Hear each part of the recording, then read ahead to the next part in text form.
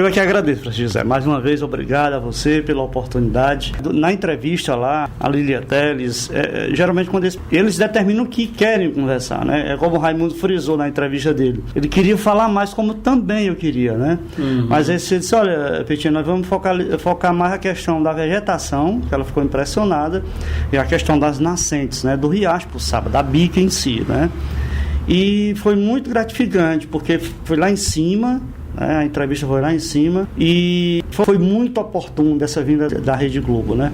Você é testemunho disso, os ouvintes são testemunho, que já há algum tempo eu venho falando não só a questão do Ipuçaba, mas a questão da Ibiapaba. É um ecossistema que está virando capoeira, está se acabando todo. Tem proposituras que não é convencional, como por exemplo, eu frisei isso na entrevista, né? Em questão de vegetação, já estão plantando mogno africano na Serra da Ibiapaba, e isso é um absurdo, você trazer uma vegetação exótica por uma área que está altamente degradada. Isso foi muito bem frisado. E também a questão das nascentes. Eu já vi em outros programas falar a respeito da Serra da Ibiapaba. Inclusive, era minha intenção trazer todos os prefeitos da Serra da Ibiapaba para um encontro aqui com o pessoal da Fundação SOS Mata Atlântica e todos os secretários. Para quê? Para se criar um plano de manejo municipal dos remanescentes de Mata Atlântica, né? Que é a nossa Serra da Ibiapaba, reconhecida em 2007 como remanescente de Mata Atlântica e não como um ecossistema de mata úmida, que ela era conhecida assim. E eu achei muito oportuno porque foi a Serra da Ibiapaba, ela teve essa oportunidade do grito de alerta, né? De chamar atenção e enfim, então foi muito gratificante eles terem vindo, fiquei muito feliz. Uma oportunidade singular essa para o Ipu e a região. Com certeza, eu recebi o convite, isso umas 3 semanas antes, quer dizer, já estava preparado, só pagou com o maior prazer, recebi o convite, né? Inclusive também foi uma indicação também do gerente, o Gilson, do gerente do Parque Nacional do Ibama, né, que é pelo ICMBio, e ele também me indicou para o pessoal da Rede Globo, né? E eu fiquei muito feliz, porque o Raimundo, ele falando de Iracema, é um espetáculo, o rapaz, fora de série, conhecedor, tem uma profundidade muito grande a respeito da nossa história do Ipu, não essa história que a gente vê mais comum, né? Mas em se tratando da questão da ocupação, dos holandeses, né, que vieram para cá, a história da serra em si.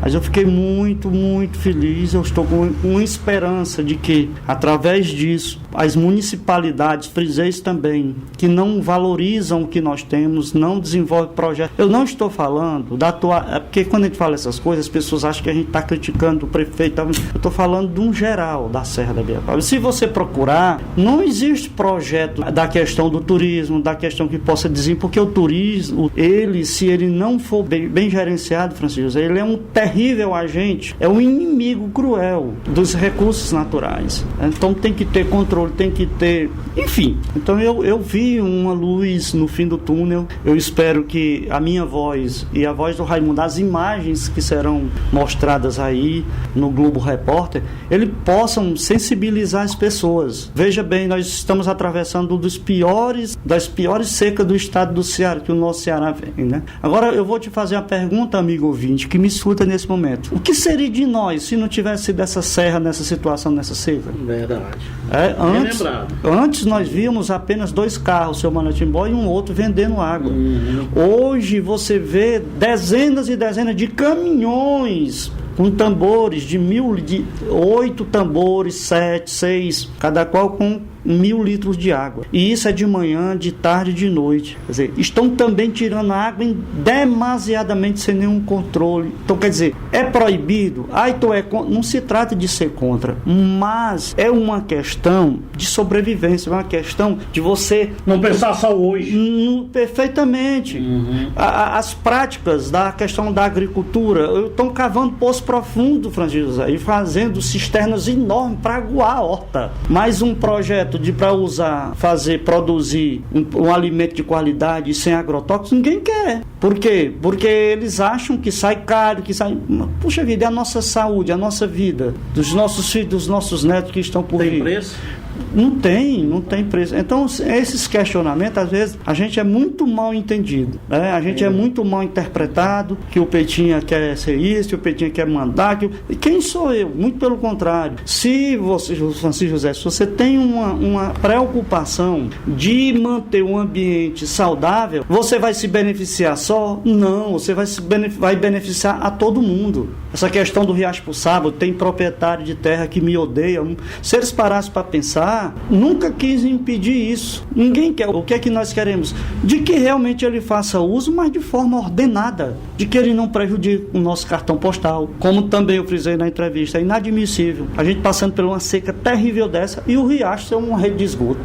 Então isso prova de que o que falta é planejamento, falta investimento. Isso, se você for... Você entrou num ponto agora, Petinha, que inclusive eu ia abordar. A Globo veio aqui para mostrar as belezas da nossa natureza, aqui da Ibiapaba, incluindo, evidentemente, o Ipu. E os problemas, Petinha, eles foram externados nessa vinda da incursão aqui no município de Ipu, nessas entrevistas feitas com você e o mestre em História, professor Raimundo Alves? Foi sim, porque eles já sabiam da situação do Riacho pro Sábado, né? Que secava muitas das vezes devido aos desbarramentos. Né? Isso foi frisado, e é verdade. E os esgotos que desembocam dentro também? E falei a respeito da questão ao longo de todo o percurso? Falei a respeito de justamente disso. Esse esgoto aqui da cidade do Ipu, eu frisei, olha, inadmissível uma bica dessa, um dos principais cartões postais, a gente atravessando uma seca cruel, e o riacho, que poderia ser aproveitado, virou rede de esgoto. Rede de esgoto. Né?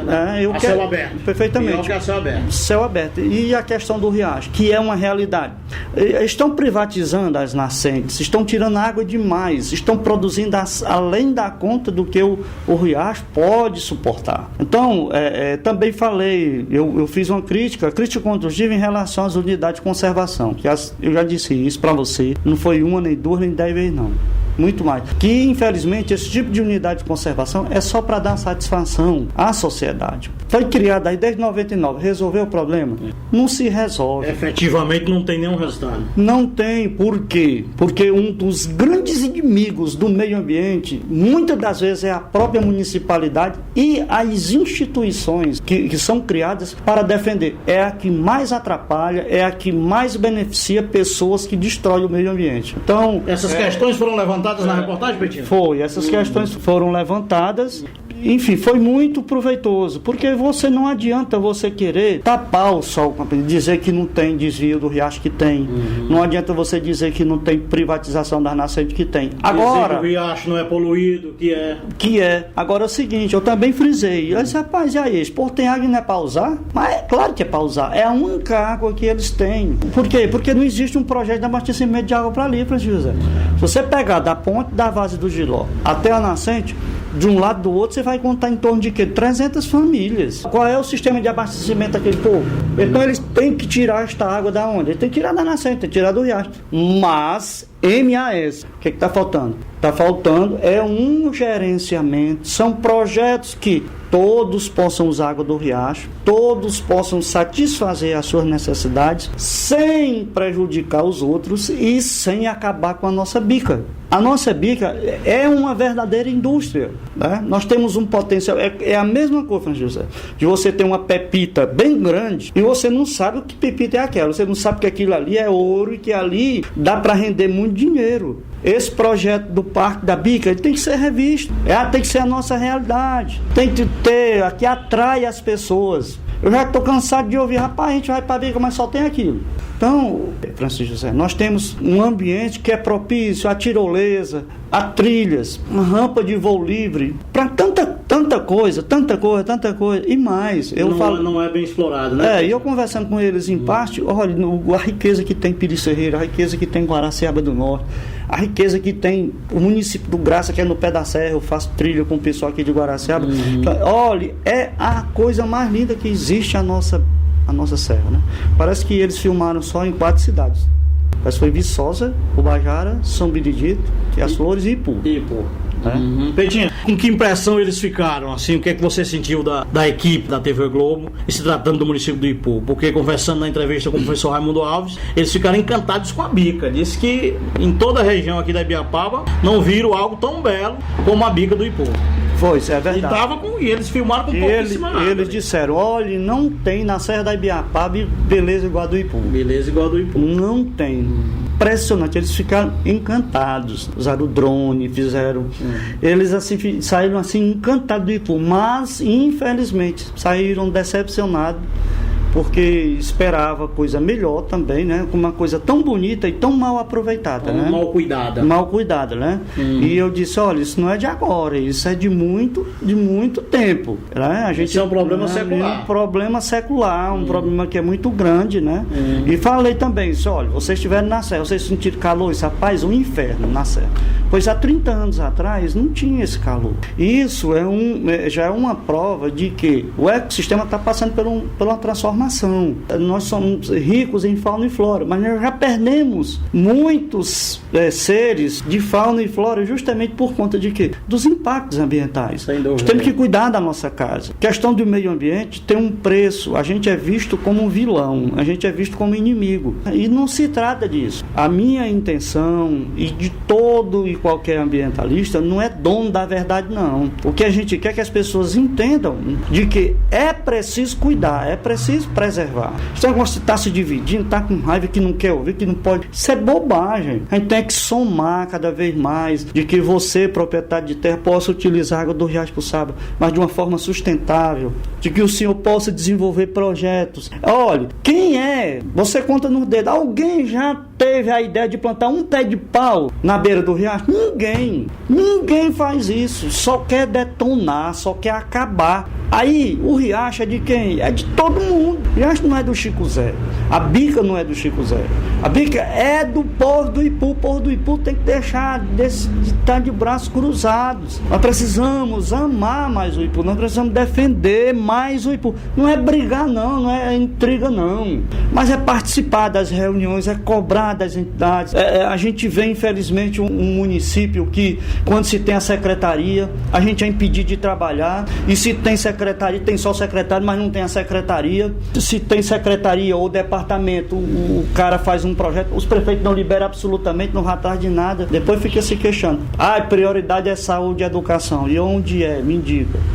Onde é que você promove saúde e educação se você não tiver um meio ambiente salutar, sadio, para você promover? Não existe isso. Isso aí, meus amigos, uma das entrevistas mais fortes que eu já fiz com o Peitinha, claro, dentro da sua área, em que ele externou aqui um verdadeiro desabafo. Peitinha, certamente esta reportagem é um grito de alerta que vai ecoar no mínimo em todo o Brasil. Essa reportagem da TV Globo aqui no Ipu. E a gente espera que os resultados sejam bons, né, positivos, e que alguma providência seja tomada nesse sentido. Meu irmão, mais uma vez agradecer. É sempre um prazer em falar contigo, em bater esse papo sempre produtivo, sempre proveitoso. Grande abraço, meu irmão. Eu aqui agradeço. Eu espero que as outras cidades também tenham tido essa sensibilidade de também, porque onde aconteceu as entrevistas, lá também tem problemas. Porque muitas vezes as pessoas têm a preocupação de mostrar só o que é belo, né? Só que aquele belo, ele corre risco. E a gente tem que ser honesto, a gente tem que ser sincero. Não se trata aqui de estar culpando pessoa A, B ou C,